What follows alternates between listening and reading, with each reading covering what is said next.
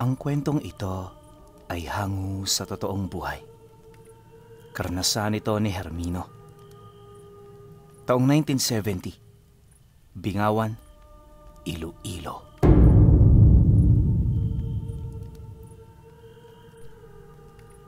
Noong mga panahong ito, nakatira malapit sa palayan ang pamilya ni Hermino. Nasa edad 15 anyos pa lamang siya noon, kaya madalas nasa bahay lang siya, abala sa pakikipaglaro sa mga kapatid niya. 6 silang magkakapatid, tapos siya ang pang-4. Bagaman may malawak silang sakahan, nananatili pa rin silang nasa laylayan. Halos lahat na ata ginawa ng kanyang ama, pero sa kabila ng mga pagtsatsaga, hindi pa rin nagbago ang buhay nila. Yun bang parang malas talaga sa buhay? Ganun ang kutob niya noon. Pero dahil nga sa masyado pa siyang bata, hindi niya ito gaanong pinagtuunan ng pansin. Hanggang sa isang araw, may nadiskubre siyang lihim na hindi niya dapat makita. Ayon sa kanya, nangyari ito pagkatapos ng anihan ng palay. Sakto kasi noon meron silang 1 linggong pahinga bago sumapit ang panahon ng pagtatanim. Tuwang-tuwa si Hermino noon, sa kadahilan ng yun lang ang mga araw na buo silang magkakasama sa bahay. Akala niya magiging masaya ito, pero makalipas lamang ang 2 araw, may napansin siyang kakaiba sa kanyang ama. Tuwing 4:00 ng madaling araw, madalas niya itong madatnan sa sala ng bahay, abala sa pagwawalis ng mga lupa at damong nagkalat sa paligid. Hindi niya mawari kung saan ang galing ang mga kalat, gawa ng gabi-gabi siya ang nagliligpit ng mga basurang naiwan ng kanyang mga kapatid. Noong una, hindi niya ito gaanong pinagtutuunan ng pansin, pero pagkaraan ng 3 araw na ganun at ganun pa rin ang ginagawa ng tatay niya, dito na siya nagsimulang mapaisip. Pagpatak ng araw ng Miyerkules, direkta niya na yung kinompronta ukol dito. Akala niya, agad siyang makakakuha ng sagot. Pero nang marinig nito ang mga tanong niya, nagpatuloy lang yun sa paglilinis na parabang walang narinig sa mga sinabi niya. Dala ng kuryosidad, nagpasya siyang lapitan nito upang tanungin sa 2 pagkakataon. Subalit nang marinig ito ng tatay niya, napatitig lang naman ito sa kanya na may galit sa mga mata. Huwag mong alamin ang mga bagay na hindi mo pa mauunawaan, Hermino. Bata ka pa, kaya paglalaro na lang muna ang atupagin mo. Wika nito sa kanya na may halong galit at paninindak. Nang marinig niya ang sinabi nito, nakaramdam siya ng takot at pagkalito, gawa ng naniniwala siyang hindi ganoon ang pag-uugaling meron ang tatay niya. Madalas kapag kausap sila nito, palagi itong mahinahon tapos mapagpasensya. Alam niyang mahal na mahal sila ng kanyang ama, kaya hindi niya magawang maunawaan kung saan nagmumula ang galit nito buhat sa mga tanong na inilahad niya. Dala ng pagkasindak, nagmamadali siyang pumasok sa kanilang kwarto para umiwas at makapagtago. Buong araw hindi siya gaanong nagpakita sa tatay niya sa takot na baka galit pa ito sa kanya. Kaya naman ang mapansin ito ng kanyang ina. Dito na yon nagsimulang magtaka, hanggang sa kinahapunan, tinawag siya nito para kausapin.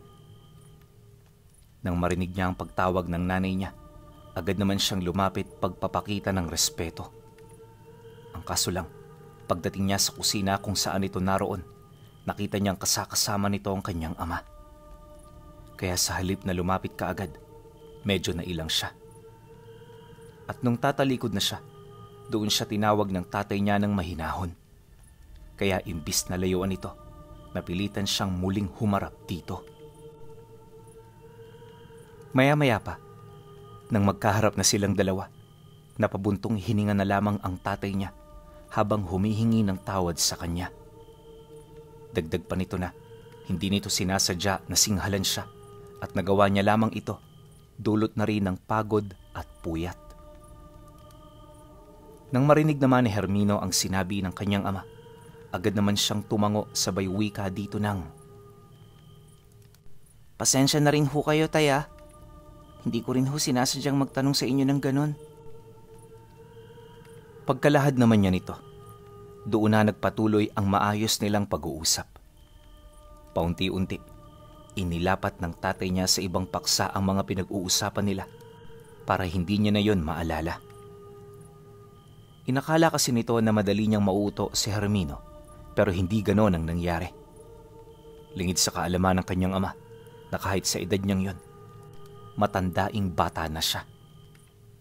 Mapagmasid din siya sa paligid, kaya naman dumaan ang mga araw na yon, palihim niyang pinagmamasdan ang bawat kilos ng kanyang ama. At dahil sa ginawa niya, kung kaya't nalaman niya ang pinakatago-tago nitong lihim. Gabi ng Biyernes, habang tulog ang kanyang mga kapatid, lumabas siya ng silid para uminom ng tubig.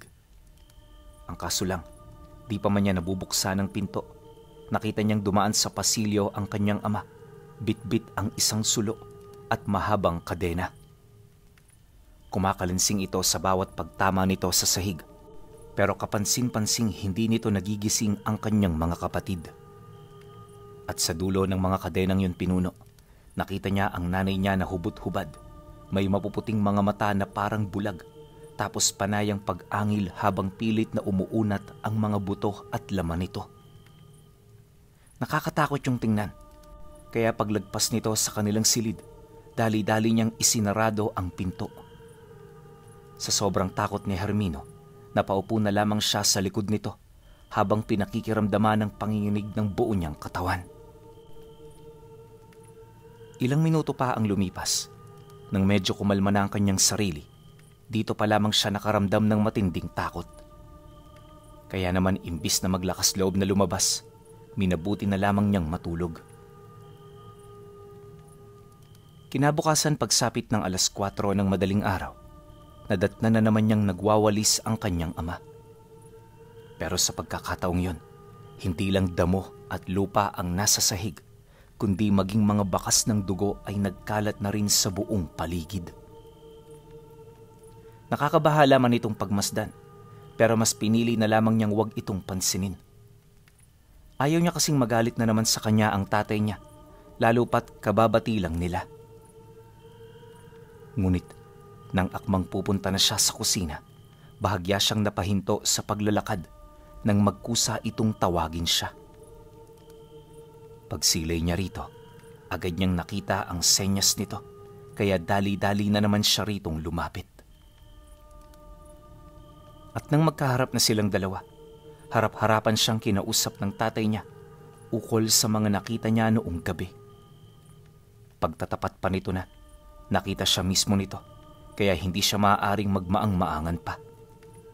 Mariin din itong inilahad na, kaya niya yun sinabi kay Hermino ay para magkaroon siya ng ideya kung ano ba talaga ang totoo. Ayaw nitong maging balakid yun sa kanyang buhay, kaya kahit labag sa loob nito na ipagtapat ang totoo, wala na yung magagawa pa. Nang marinig naman ni Hermino ang sinabi ng kanyang ama, agad siyang nakaramdam ng kilabot sa katawan niya. Alam niya sa kanyang sarili na kasunod ng mga babala ay ang pag-amin nito ukol sa tunay na pagkatao ng nanay niya. Hermino anak, hindi isang bangungot ang nakita mo kagabi. Tama ang hinala mo. May sa demonyo nga ang nanay mo. Pero huwag kang mag-alala. Lahat ng ginagawa niya rito ay kontrolado ko. Yun nga lang, kailangan ko siyang pakawalan 3 beses sa isang linggo. Hindi ko siya pwedeng ikulong dito dahil kapag nagutom siya, posibleng hindi niya na tayo makilala. Dagdag pa nito na, totoo rin ang hinala niya na kumakain ng tao ang kanyang ina. Ngunit kahit karumal-dumal itong pakinggan, wala siyang magagawa sapagkat yun lang ang paraan para ito ay mabuhay ng mas matagal. Nabanggit din ito sa kanya na nasa lahi na ng nanay niya ang pagiging aswang, kaya madalas sa mga kadugo nila, hindi na inaabutan ng 50 taon sa mundong ibabaw. Pagtatapat pa nito na, bago pa man sila maging magkasintahan, alam na niya ang tungkol sa pagkatao nito. Ngunit sa kabila ng lahat ng yon, itinuring niya pa rin yung ordinaryo. Pagkalahad nito sa kanya ng mga katagang yon, dito na siya unti-unting napaatras, dala ng matinding pagkagulat sa mga bagay na kanyang narinig. Ilang minuto pa ang lumipas habang tahimik siyang nakikinig. Dito na dumating ang kanyang ina nang hindi man lang nila natutunugan. Pagsilay niya rito, dahan-dahan siyang napaatras sa takot na baka kainin siya nito. Ngunit nang mapansin nito ang kanyang kilos, mahinahon lang naman itong lumapit sa kanya habang nanlulumo ang mga mata. Paulit-ulit din itong inilahad na wala siyang dapat na ipag-alala dahil anuman ang mangyari, mananatili siyang anak nito. Matapos naman itong masambit ng kanyang ina, nakaramdam siya ng kapanatagan sa sarili niya. Alam niya na nagsasabi ito ng totoo, kaya kahit delikado, pinili pa rin niyang maniwala. Hindi nagtagal, nang wala na silang pag-uusapan, nagdesisyon na silang lumabas para puntahan ang mga kapatid niyang abala sa paglalaro. Dumaan ang mga araw, sinikap niyang mabuhay ng normal, pero sa kasamaang palad hindi umayon sa kanya ang pagkakataon. Habang lumilipas kasi ang mga araw, mas lalo lang niyang naaalala ang mga napag-usapan nila ng kanyang ama. Dahil dito, kung kaya't gabi-gabi na siyang dinadalaw ng mga bangungot niya. Pakiramdam noon ni Hermino, palagi lang noong nagmamasid ang nanay niya, kaya sa tuwing nasa bahay siya, palagi siyang alerto. Hindi na rin siya gumagawa ng mga pagkakamali sa takot na baka yon ang kagalitan nito. Akala niya, ganun lang ang mangyayari, pero pagsapit ng panahon ng pagtatanim, meron pa palang mangyayaring hindi inaasahan. Usong-uso noon ang tulungan kapag panahon ng pagtatanim ng palay. Kaya yung mga magsasakang nasa baryo, sabay-sabay na bumisita sa kanilang sakahan para tumulong, kapalit ng pangako na paggagapasin sila nito sa panahon ng pag-aani. Pagsilay naman ng tatay niya sa mga magsasaka, agad naman nila yung binigyan ng binhi upang ito ay makapagsimula. Madalas 3 araw ang tinatagal ng pagtatanim at sa loob ng mga araw na yon, gabi na kung umuuwi ang mga magulang nila. Kasama nito ang kanyang mga nakatatandang kapatid, kaya silang maliliit palagi ang malimit na naiiwan sa bahay. Wala naman yung problema para kay Hermino.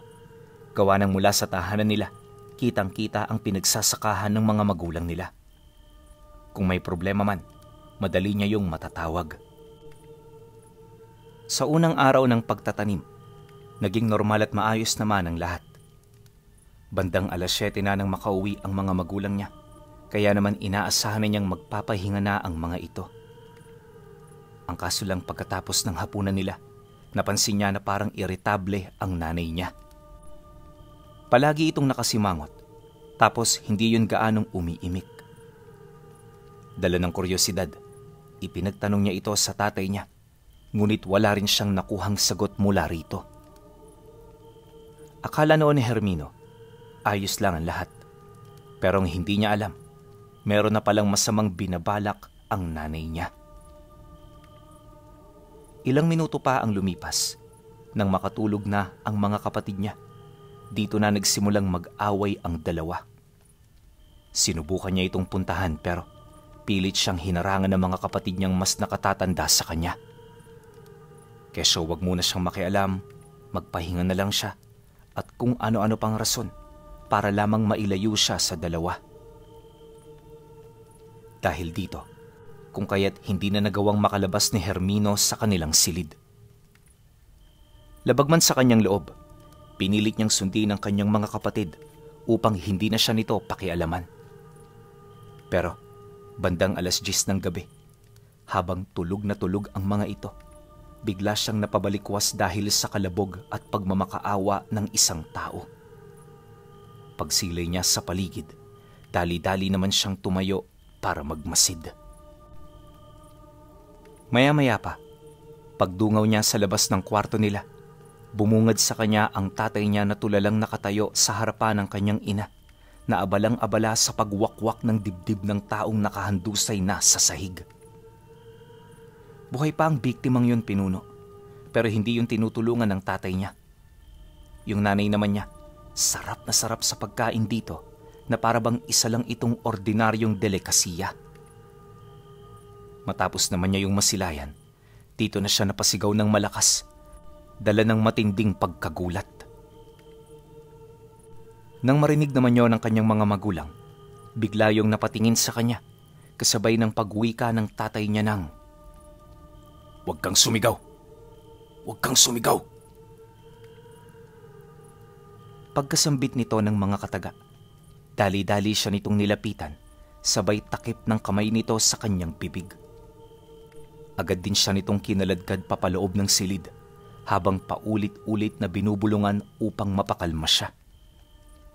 At nung makontrol na siya ng tatay niya, dito pa lamang siya nito dahan-dahang binitawan.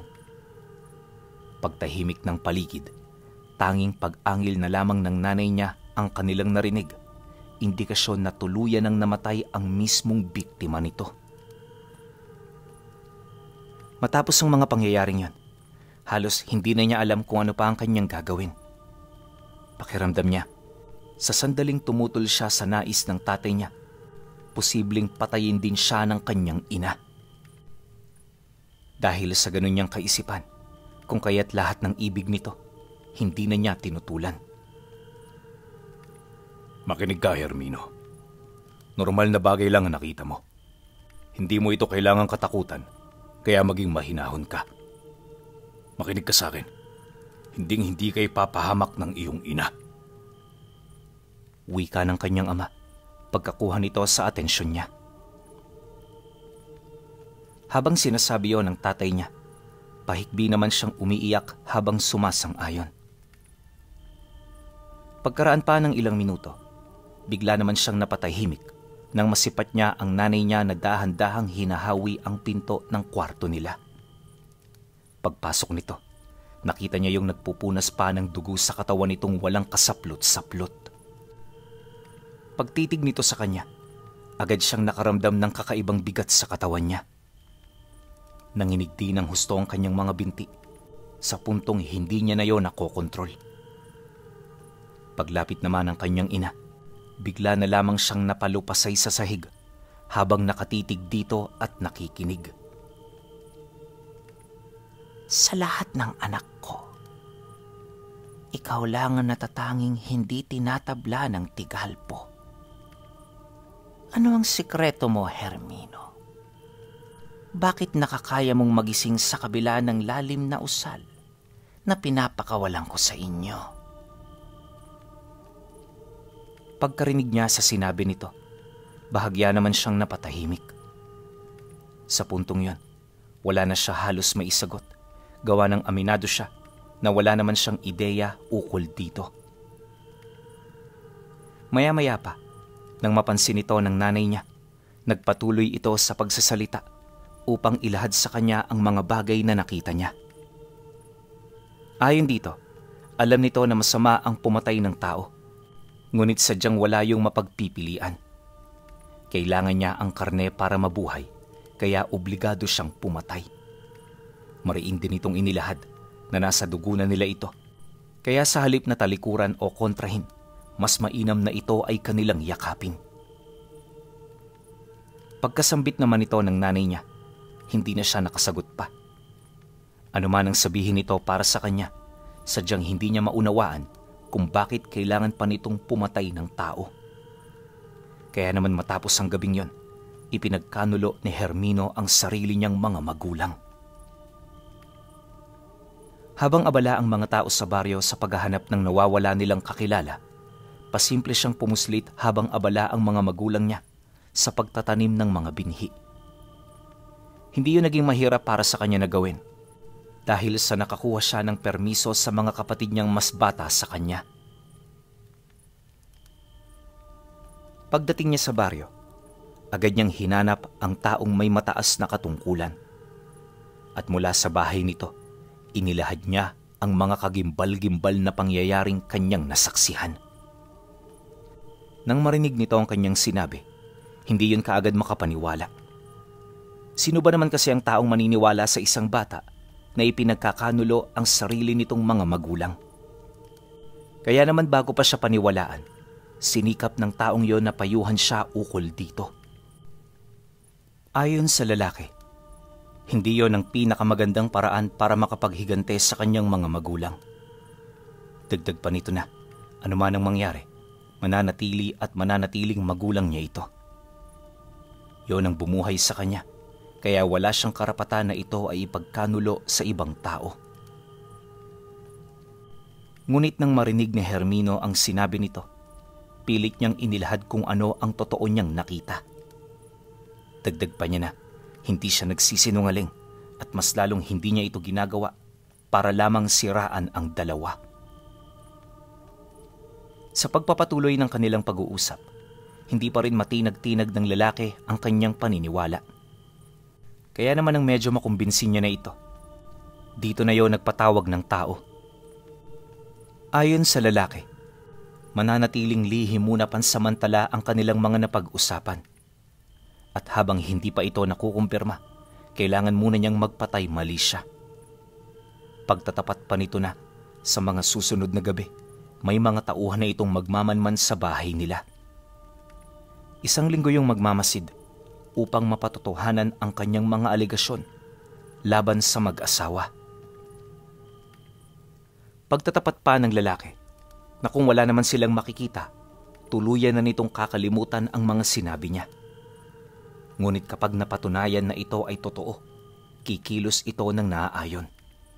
Hindi rin ito nangangako na makakaligtas ang kanyang mga magulang sa sandali na kanila itong napatunayan. Nang marinig naman ni Hermino ang sinabi nito, agad naman siyang kinabahan. Oh, demonyo ang kanyang ina, pero kahit papaano malaki ang utang na loob niya rito. Kung hindi rin dahil sa nanay niya, posibleng wala siya sa mundo. Matapos ang kanilang pag-uusap, agad naman siyang bumalik ng bahay na punong-puno ng pag-aalala sa puso niya. Akala ni Hermino, yon ang pinakamagandang magagawa niya, pero bakit parang nagsisisi siya? Gayunpaman kahit nakakaramdam siya ng ganoong bagay, alam niyang hindi niya na ito mababawi pa. Kaya naman, minabuti na lamang niyang ipagpatuloy ang mga napag-usapan nila. Sa pagsapit ng gabi, dumating ang mga magulang niyang pagod na pagod galing bukid. Yung mga nakatatanda naman niyang kapatid, naging abala na sa pagluluto ng kanilang makakain. Pagsilay naman niya sa mga ito, nagmamadali naman siyang tumulong upang iwasan ang kanyang mga magulang. Hanggat maaari, nilayuan na niya ang mga ito, nang sa gayoy hindi na siya mabigla pa sa mga susunod na pangyayari. Dumaan ang mga araw, kasagsagan ng pamamahinga ng kanyang ina. Hindi na muna ito naghanap ng mga biktima, gawa ng bukod sa busog pa ito, pinapalamig muna nito ang sitwasyon sa baryo. Ngunit sa kabila ng ganoong pangyayari, alam ni Hermino na hindi aabutan ng 1 linggo ang pamamahinga nito. Dumaan ang 3 araw, unti-unti nang nagiging iritable ang nanay niya. Bukod sa palagi na itong nakikipag-away sa kanyang ama, madalas na rin itong sinusungitan ang mga kapatid niya. Kaya naman silang lahat, medyo dumidistansya talaga. Hindi naglaon, pagsapit ng gabi ng 5 araw, dito na yun umalis para kumuha ng pagkain. Saksi si Hermino kung papaano ito kaladkari ng kanyang ama papalabas upang pakawalan na parang isang mabangis na hayop. Maya-maya pa, nang maisara na nito ang entradang pinto, nagmamadali siyang lumabas ng kwarto para silipin ang mga ito. Wala man siyang nakitang tao sa paligid, alam niya na merong nagmamasid sa dalawa. Hindi nagtagal, nang kumaripas na ng takbo ang nanay niya, agad namang bumalik sa loob ng bahay ang kanyang ama. Pagpasok nito, dali-dali siyang tumakbo papaloob ng kwarto upang magtago at magpanggap na natutulog. Awa ng Diyos, hindi siya nito napansin, kaya sa paglalim ng gabi, Wala yung ibang ginawa kundi ang maghintay sa kanyang ina. Kalahating oras bago sumapit ang 12:00, dumating ang nanay niya bitbit ang katawan ng isang batang babae. Yung katawan ng batang yon pinuno, parang inatake ng kung anong mabangis na hayop dahil sa dami ng sugat at kalmot nito sa katawan. Halos maputol din ang leeg ng bata, buhat sa pagsakmal dito ng nanay niya. Nang makapasok na ito sa loob ng bahay nila, dali-dali nitong binitawan ang labi, sabay lapa rito na parabang sarap na sarap ito. Gamit ang matatalas nitong mga kuko, mabilis nitong hiniwa ang tiyan para makuha ang puso at iba pang mga laman loob na paborito nito. Habang umangasab naman ang nanay niya, nakaupo lang sa isang tabi ang kanyang ama. Tahimik itong naghihintay kung kailan ito matatapos sa pagkain. Nang masipat naman yon ni Hermino, pilit niyang pinigilan ang kanyang takot nang sa gayoy hindi siya nito mapansin at maistorbo. Ngunit pagkakuha ng nanay niya sa puso ng bata, bigla itong napasilay sa siwang kung saan siya sumisilip. At nung magpang-abot ang kanilang mga tingin, napangiti ito sa kanya habang dahan-dahang ninangasab ang pusong hawak niya. Matapos itong gawin ng nanay niya, napayuko na lamang si Hermino kasabay ng panginginig ng buo niyang katawan. Aminado siya noong nakakaramdam siya ng matinding takot, ngunit sa kabila nito pilit niya yung pinigilan. Ilang minuto pa ang lumipas, dito na binuksan ng tatay niya ang pinto ng silid. Pagsilay nito sa kanya, agad naman siya nitong pinatayo at sinama sa harapan ng kanyang ina. Mula sa lugar na yon, magkasama nilang pinagmasdan ang bawat pagkain nito ng laman. At habang nangyayari ito, paulit-ulit na ipinaliwanag ng tatay niya sa kanya ang importansya ng pagkain nito ng karne. Siyempre, para hindi na humaba ang kanilang mga pag-uusap, pinili na lamang niyang manahimik. Walang kaide-ideya noon ang tatay niya ukol sa mga susunod na mangyayari sa kanilang pamilya. Pagsapit ng sumunod na araw, hindi pa man tumitilaok ang mga manok. Alam na ng mga taong nakausap niya ang tungkol sa totoong pagkatao ng nanay niya. Kaya naman habang abala sila sa kanilang tahanan, palihim namang naghahanda ng armas ang grupo. 3 araw itong humanap ng tiyempo bago yun sumalakay sa kanila. Pagsapit ng gabi ng pananalakay, nataong pahinga yon ng nanay niya. Kaya naman 7:00 pa lang ng gabi, tahimik na ang bahay nila. Bawat isa payapa nang nagpapahinga, animoy walang kaide-ideya sa mga susunod na mangyayari. At habang tahimik sa bahay nila, pasimple nang nakikiramdam itong si Hermino. 2 oras ang lumipas, may biglang pumasok sa likod ng bahay kung saan naroon ang pintuang iniwan niyang nakabukas. Nang maramdaman niyo ng nanay niya, bigla yung umatungal, sabay karipas ng takbo patungo sa mga taong nanloob sa bahay nila. Mabilis din yung nagpalit anyo upang labanan ang mga nanloob. Ngunit nang makaharap na yon ang kanyang ina, bahagya itong napaatras nang mapagtanto nitong purong antingero pala ang pumasok sa bahay nila. Kargado ang mga ito ng pangontra, kaya kahit anong lakas nito, wala itong nakitang pagkakataon para umatake. Alam ng nanay niya na sa harapan ng mga taong yon, isa lamang siyang ordinaryong tao na kahit na anong oras, kayang-kaya nilang paslangin. Dahil dito, kung kaya't naging maingat ito sa pagsugod. Makalipas lamang ang ilang segundo, nang makarating yon sa kanilang silid, nagmamadali itong pumasok sabay tago sa tabi nito. Mula sa lugar na yon, maingat itong nakiramdam hanggang sa biglang may tumagos na sibat na merong kawil sa dingding kung saan yun naroon.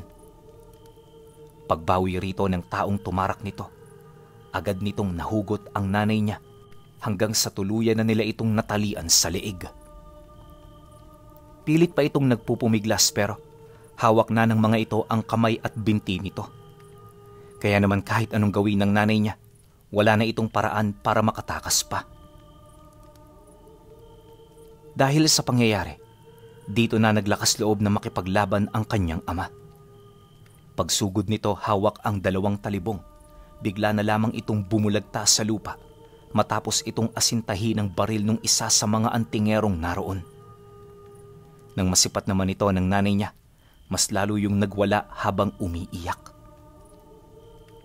Natigil lamang ito nung hugutin ng lalaki ang sibat sa katawan nito. Pagtagos ng kawil sa likod ng nanay niya, halos mahati na yun sa 2. Napakatindi ng pinsalang natamo nito, kaya agad itong nanghina hanggang sa mawala na ito ng lakas para magpumiglas. Nang mapagtanto naman yon ng mga antingero, dali-dali na yung pumasok sa kanilang silid para kunin ang mga bata. Yung mga may dugo ng aswang, iniwan nila upang sabay na sunugin kasama ng labi ng nanay niya at ng tirahan nila. Sa bandang huli, tanging si Hermino na lamang at ang bunso niya ang naiwang buhay sa kanilang pamilya. Paglabas nila ng bahay, dito niya nakita ang paglamon ng malaking apoy sa tirahang nagsilbi nilang tahanan sa loob ng ilang dekada. Nakakalungkot makita ang ganoong pangyayari, pero wala naman siyang masisisi rito. Alam niya sa kanyang sarili na siya ang may kasalanan, kaya naman hindi na siya umimik ni nagdahilan sa kanyang kapatid. Ilang araw pa ang lumipas matapos ang insidente, tuluyan na rin silang nagkahiwalay. Si Hermino noon, isinama nung nakausap niya sa ibang lugar para ipaampon, habang ang kapatid naman niya kinuha ng kadugo ng tatay niya. At magmula noon, hindi niya na yon nakita pa. Akala niya makakalimutan niya ang nangyari sa paglipas ng mga taon. Pero hanggang sa tumanda siya at nagkaroon ng pamilya, nananatili pa ring sariwa sa isip niya ang ginawa niyang pagkanulo sa sarili niyang ina. Pero ang naging palaisipan sa kwentong ito, ano ang meron sa kanya kung bakit meron siyang katangi-tanging abilidad na hindi tinatabla ng tigalpo ng aswang.